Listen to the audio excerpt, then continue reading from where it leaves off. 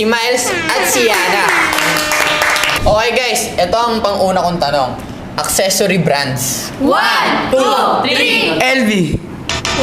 Walang sagot si Yana. Dahil dyan, next question na tayo. Music genre. 1, 2, 3. R&B.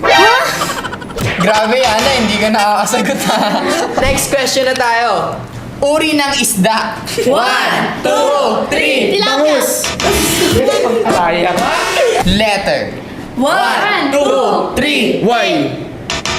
Bakit why? Feeling ko. Yana. Okay, next question tayo. Maaga. O dahil nasa letter na tayo, number naman. 1, 2, 3. 3. 24. Alayo. Alayo. Alayo. Fast food chains. 1, 2, 3. McDo. Oh guys, ito na ang next question natin. Asian countries. 1, 2, 3. Japan. Philippines. Ano ba yan? Nasa Pilipinas tayo. Lugar na pinupuntahan pag Sabado. 1, 2, 3. Ragab. K-pop group. 1, 2, 3. BTS. BTS.